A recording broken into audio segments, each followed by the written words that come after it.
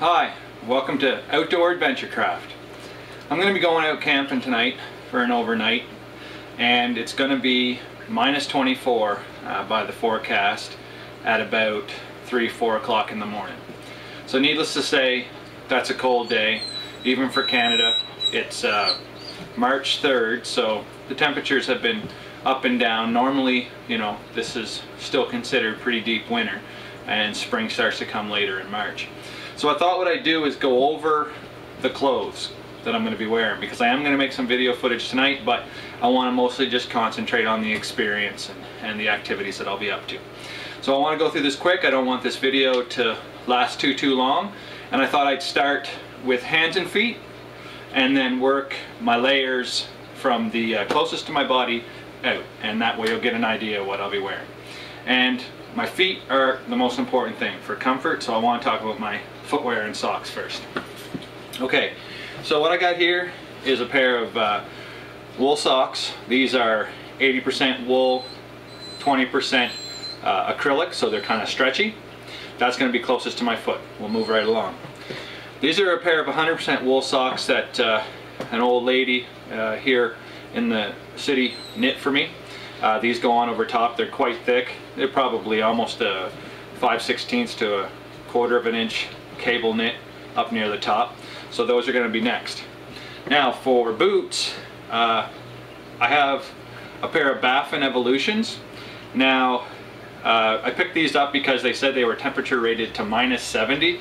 Baffin makes great boots, but I just want to say they're not minus 70. I've had them out you know, walking around minus 18, minus 16 with the same type of socks and not been entirely comfortable. I've had my toes kind of numb up a bit, and I've had to tuck them down into the sleeping bag and things like that to get warm. Now I want to mention that what I did with these Baffins, in addition to their heat reflective liner with kind of the metallic reflective material, they have a waffle footbed, which really does help. But like I said, they weren't quite warm enough, so I added a felt reflective material liner, and that has changed the game a bit. Even though they do have a waffle bed which brings your foot up off the sole, it makes a difference. It wasn't enough, because once you're standing on this material here, that's crushed through quite thin. So I added the foot liner. So I'll put that away later because I want to move through the equipment. I don't want this video to last forever. So that's footwear and socks. As far as my hands go, I have a thin, very thin layer glove that I wear in most situations. You'll see me with them on because they're very windproof and moisture proof. So even on a day that's like, you know, minus 10, minus 12, if it's not too windy, these will actually keep my hands really warm. But on a day like today, I'll wear those in addition to a pair of ski gloves. These are a well insulated ski glove. So it's like having a moisture barrier glove liner plus the glove. And these, you can put a heat pad in if you want. You can put a, what do you call those, pocket warmer in there if you want.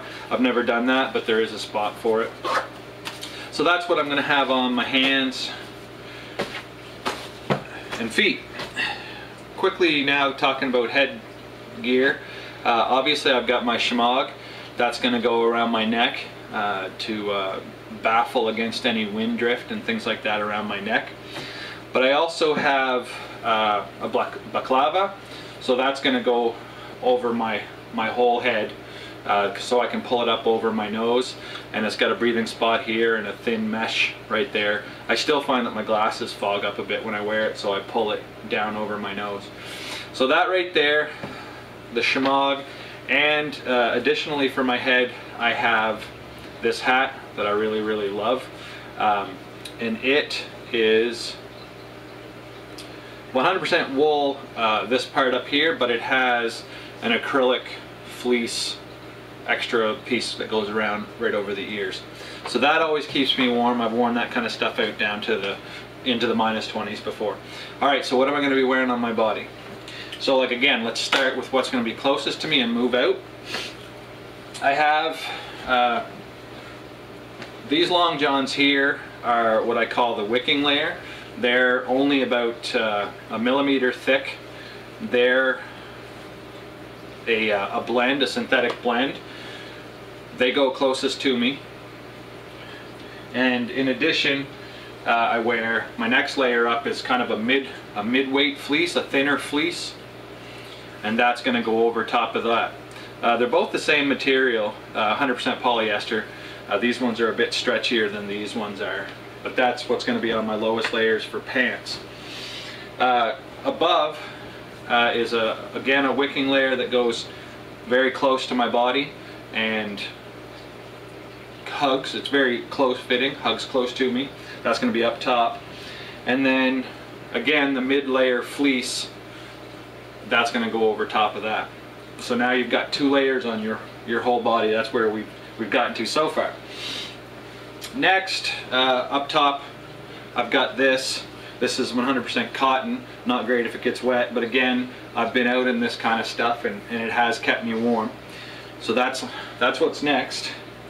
And then we get into the pants. So these are a military issue. It's a pant system with these here. So what you've got is a liner. It's a quilted liner, polyester, hollow fill type insulation, and they button actually right into this overpant.